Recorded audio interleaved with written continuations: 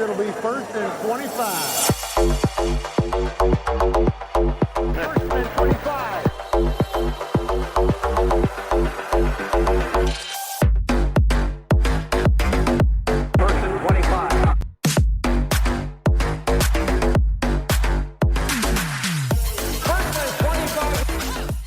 This is 1st and 25, the Football Zebras podcast, our 25-minute roundtable discussion on officiating. This week, it's a full crew. I'm Ben Austro. I'm joined by Mark Schultz, Cam Filipe, Chris Seubert, and Pat Weber. So we're going to jump right in and take a few quick takes from our crew here at Football Zebras. And I'll start with you, Cam. So we have another coin toss situation. And it's something that took place between the Panthers and Falcons game, the overtime coin toss, where Clay Martin was giving the options to quarterback Bryce Young, who was the Carolina captain, who won the toss. And it appeared that he afforded them the option to kick off as well as the direction they wanted to kick in. And people were like, whoa, wait a second. Did he not just realize that he gave Carolina both options? Something that was kind of talked about, and we were seeing some comments about it. But, especially with these new overtime rules this year that, if they've drastically changed strategy, we're seeing a lot more teams elect to start on defense in overtime, knowing that they're going to be guaranteed a possession unless there's a defensive score, obviously, but more so than ever before. This is just a way of Martin being proactive, and he most likely asked the captains or even the head coaches their options of what they wanted to do if they had won the toss. I had mentioned in our live blog that this is done at all levels, even at the high school level. We'll ask the head coaches in pregame, do your captains know what they want to do if they win the toss? And what is that? Let us know. So I also pointed out that the Falcons captain, linebacker Caden Ellis, he seemed to be all for it. He confirmed his choice. He nodded. I feel like he would have, we saw the Phil Luckett. It's almost Thanksgiving. We saw the Phil Luckett toss and how people were objecting to that, even though he was right. And we've seen other tosses in recent time where if there seemed to have been an error, there's, hey, wait a minute, one of the captains will recognize that, but everyone seemed to know what was going on. So it really speaks to the fact that Martin was just really being proactive. We don't want these new rules to create some sort of controversy or flub by a captain at the coin toss. So to get rid of all ambiguity, it's a great job by Clay Martin to be proactive, get those options before the toss so we can get through it smoothly and not have any issues that could potentially lead to a team being locked into an option that they didn't want. So smells of smoke, but no fire. No issues here. And in fact, it was a good job of game management by Clay Martin. Need that at the white hat position. And especially with this new change this year, he was all over it to make sure there were no issues. And that's it, exactly. This new rule will kind of frustrate captains if they're not really up on all of the nuances. On top of that, a coach might just throw something out there at the last minute and throw in a change there. Actually kicking off. I thought a few years ago, why is that still in the rule book? Why don't they just remove it? But it remains, and now it is it's a viable option in overtime. And yeah, we don't want to see overtime be decided on a captain's flub. I'm going to send it over to you, Chris Seubert. What did you see this week? Well, we had a defensive struggle in the Philadelphia-Detroit game, and for some that like defensive struggles, it was a good game. For those of us that like offense, it was kind of hard to watch. But toward the end, third down, Philadelphia trying to run out the clock, pass interference call on a route that A.J. Brown appeared to almost give up on. You watch the replay, the pass is actually well over his head, and he was kind of hand fighting with the defender. But a late flag came in. They called him for defensive pass interference, and I think the consensus with us as well is that it was the wrong call. It was not a restriction. It did not look like there was any sort of bucket, as not the chum bucket that we posted on our Twitter feed, and not any other sort of bucket that the DPI would fall into. At best, they asked Alex Kemp after the game, what did the officials see? The pool reporter, and he claimed there was a restriction. That's what was observed. And actually, when you look at the video, you can kind of see a little bit. But I think it, again, is more A.J. Brown trying to create separation and leaving his sort of what I would call his inside hand extended toward the defender, which I guess can be mistaken as sort of a restriction. But this goes to, I think, a bigger issue that some of us that work high school have with NFL officiating, where sometimes they do appear to be over technical in some of their calls, where I don't know if it's a message from on high where they're trying to promote offense. So they really want the officials to call anything they think that will restrict sort of the receivers from making the catch. While on the high school side, we're almost told the exact opposite, where call the obvious, call the ones that the entire stadium sees, and that's it, because we are not there to be the show. But I don't think actually the NFL officials want to be the show either. It's just what they're being told to call. So while I understand the frustration, while I understand that we went through the whole experiment with reviewing DPI, I don't think that's the answer either. It's a messaging problem, I think, for the NFL with their officials on what they want called and what they don't want called. And I do think it's where high school gets it right in this case, where they want the big things called. And the NCAA is kind of a little bit in between. But ultimately, it does come down to how the NFL wants their games to be officiated. And for better or worse, I think they want those called more often than not. Well, we do see that there is some emphasis on pass interference. It was brought to the officials on a few occasions, on one tape at least that I know of, that there was keying specifically on those aspects, and making sure that we have the material restriction, because we can place it into a bucket at all times. We could say, well, this is that, but then the last check is, was there material restriction on the play? And out of all of that, I really think that once that's reviewed on tape, it's going to be plainly obvious. And unfortunately, it sealed the ability to have a comeback. And we discussed this before. These things will happen in this case, and I know we've heard all sorts of things about sky judges and all that, but we've been down that road already. Very difficult to re-officiate the play. Mark Schultz, what do you got for us? Well, another week, another tush push, although this is a fake tush push. In Baltimore, Mark Andrews, the tight end, lined up in the Wildcat formation, took the snap, and instead of running forward into a scrum, he rolled out to the near side as we were looking at it, ran down the sideline for a beautiful touchdown run. In the past, people have said, well, to judge the false start and the neutral zone infractions and the offside, maybe the down judge and the line judge need to pinch way in to take a look at it. Maybe they get a better view of it, maybe even crouch down. And we said on a prior podcast that there's going to be a fake one day, or there's going to be a fumble, or something is going to happen, and then the wing officials will be out of position. Had they pinched in on that play, the wing official would have had Andrews run behind him, or the official would have had to turn his back onto the play and run like mad to the sideline, not being able to judge the outside blocks, the seal blocks on the end as Andrews ran by. Nor were they going to be in a good position to judge out of bounds down the sideline or even forward progress. So that was a good example of why the officials start each play, all the wing officials start each play on the sidelines, and a lot of times off the sidelines, on the back of the restraining area, to get a good wide panoramic view and to stay out of the way in case something surprisingly happens, like a surprise play, a trick play, or something goes wrong. So that's why the officials stay put and they don't pinch in on the tush push. And I think we saw that in some of the older films of the NFL in the 1940s and 1950s, where you had a wing. At that time, there was only one short wing, he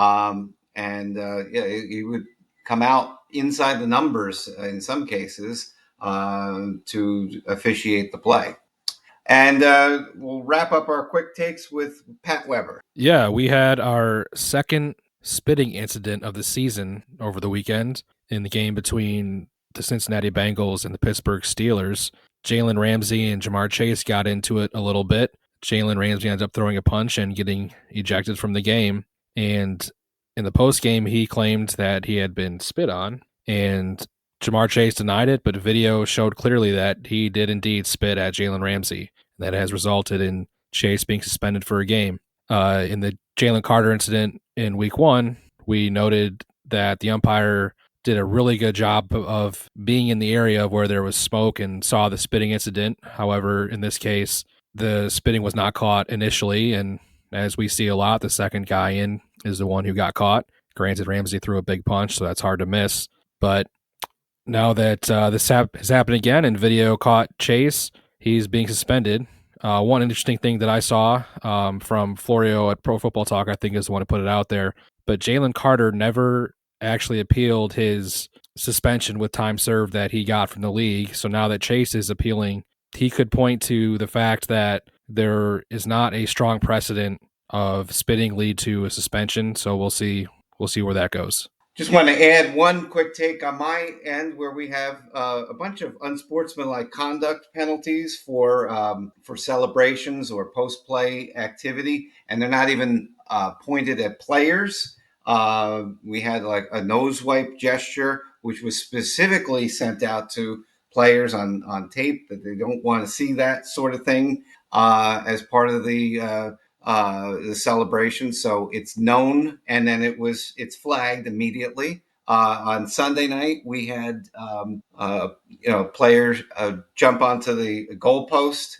We also saw it again on Monday night, and this is again a very hard line on the using the goalpost as a prop. If you're jumping on it, it's not meant for holding up human beings, and so they enforce the penalty rightly. And a lot of people are complaining about it, but these are like really bright lines, and that's 45 yards right there in those instances that could have been saved in 1 week. So I don't know if we're in the middle of the season and everybody's forgetting what they heard at the beginning, but a lot of penalties that really could have been avoided. And unfortunately, on social media, it carries out to the officials. It really should not. I'm going to switch gears and take a look at over the weekend, we saw a sideline interference situation that caught our eye.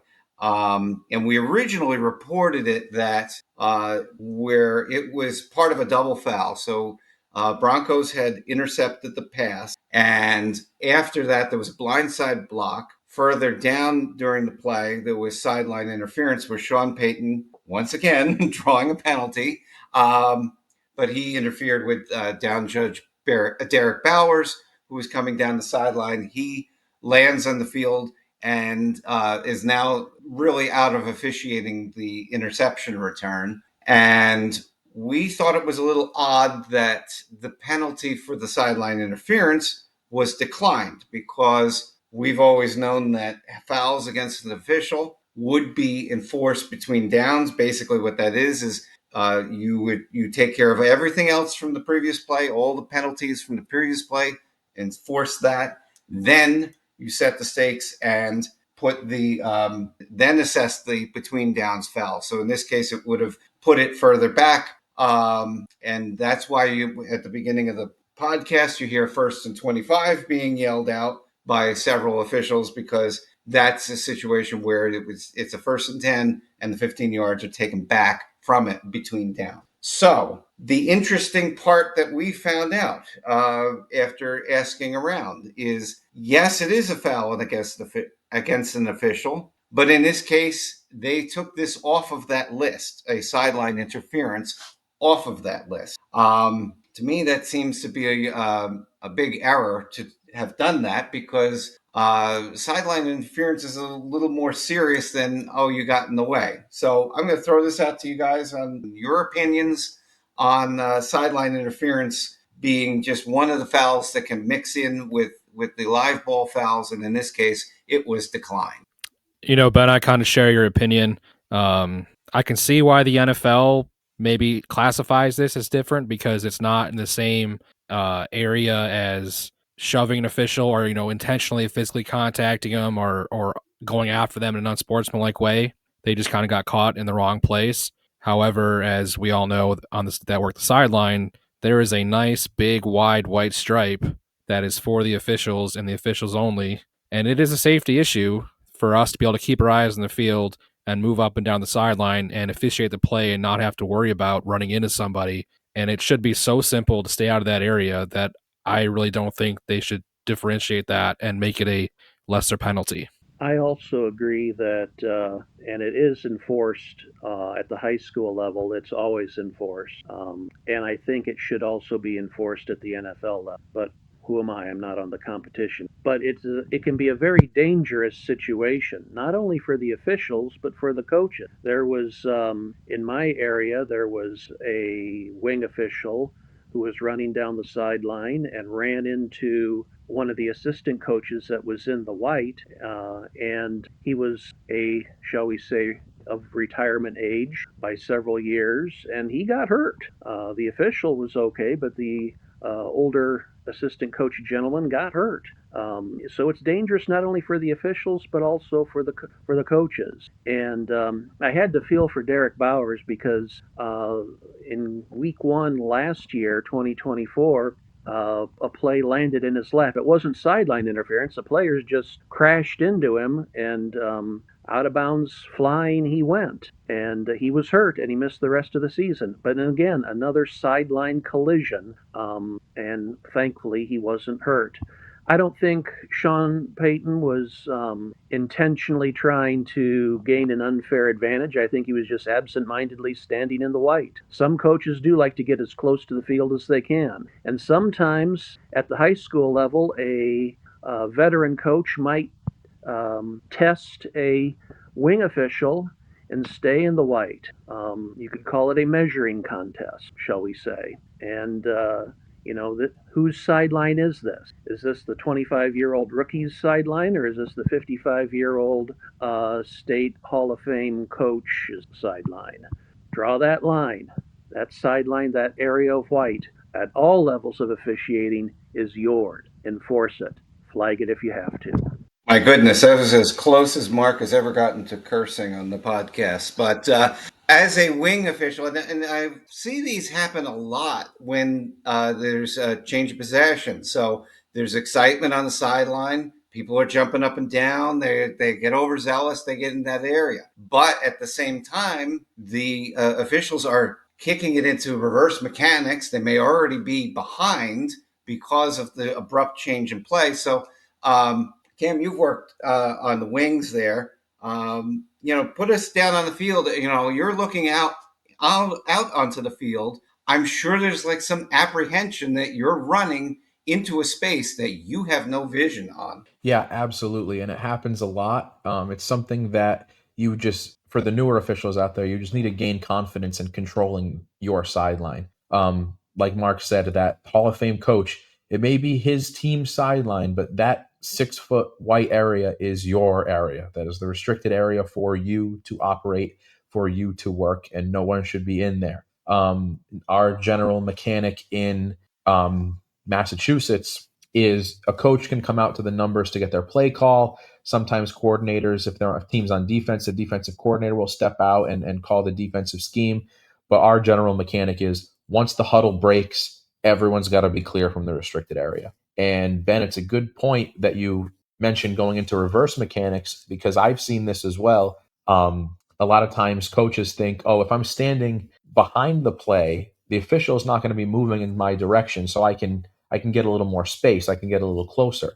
My final game of the regular season this year, we actually had, it was an interception down near the goal line. And in fact, both teams had some members of their coaching staff in the restricted area. And on the side of the field opposite me, there were actually some coaches that were standing like on the hashes on the field. And we hightailed it into reverse mechanics, and we actually had offsetting sideline interference penalties because both teams were in the restricted area. They're enforced as, if it had only been one, they're enforced as non-player fouls in high school. As Mark said, they'll always be enforced, and they'll always be enforced as dead ball fouls. But yeah, it's something very interesting. And, you just got to make sure that it's all about safety. So we always talk about player safety. The rule for collisions in the restricted area is also for the safety of the official. And I'm glad that is in there, and that it's more of a zero tolerance. It's a 15 automatically. It's not like general sideline interference where you're without contact. And I know at high school, you can issue a sideline warning followed by 5 yards, followed by 15. But once you make contact in the restricted area, it's automatically 15, always enforced, no matter what. And there is a reason, obviously, the NFL has moved their umpires out of harm's way as well, right? So they're trying to prevent, officials are unpadded, usually older folks like we are, not Cam not included here.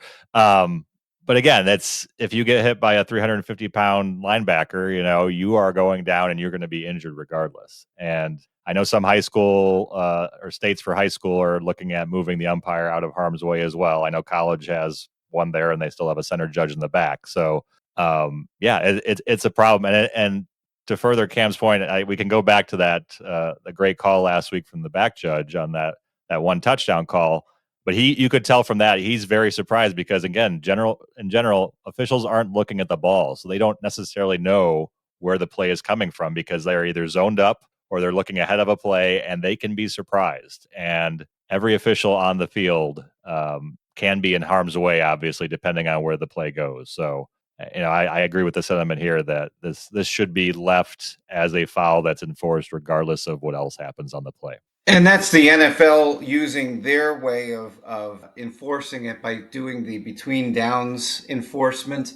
It's sort of unusual. It falls into that same category that you would have for too many men in the huddle, or just some sort of unsportsmanlike that occurs when the action that ended the play is completely done. Everybody's been separated, and somebody tries to reinstigate it. Well, then you want to make sure that goes to the next down, and so they will do it in that case. But it's very rare unless it is a foul against an official. And I do find that very odd that they did take that out because, as you said, there will be the same penalty assessed for we've warned you once and you're still in that area. Yes, we didn't collide, thankfully, but you did cause me to move out of the way and potentially onto the field where I might get mixed up in the play depending on which direction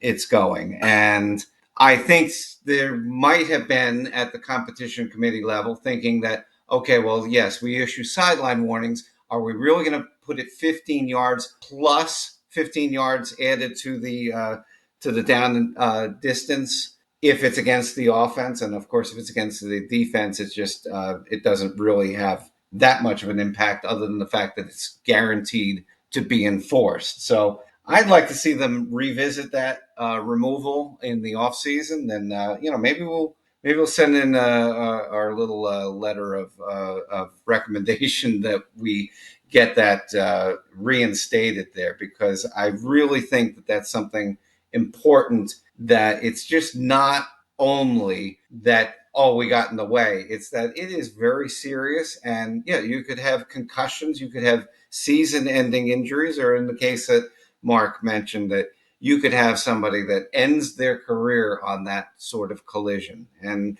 goodness, we've seen other types of collisions that were unfortunate parts of the play. Gary Arthur comes to mind several years ago. And you mentioned Derrick Bowers also had an incident on the sideline, and it was part of the play. And it's just, okay, unlucky that happened, but this is preventable. And to make sure that is really enforced as preventable, I think that has to always be enforced no matter what. And the NFL chooses to do that by using the between downs enforcement. And with that, we wrap up an episode of the First and 25 podcast. You can catch us on any of the podcasting platforms, so pick your favorite one and like us, subscribe, It's appointment viewing. You can listen to our podcast during your lunch break every Tuesday. I'm Ben Austro. Thanks to Mark Schultz, Cam Filipe, Chris Seubert, Pat Weber. We'll catch you next time on the First and 25 podcast.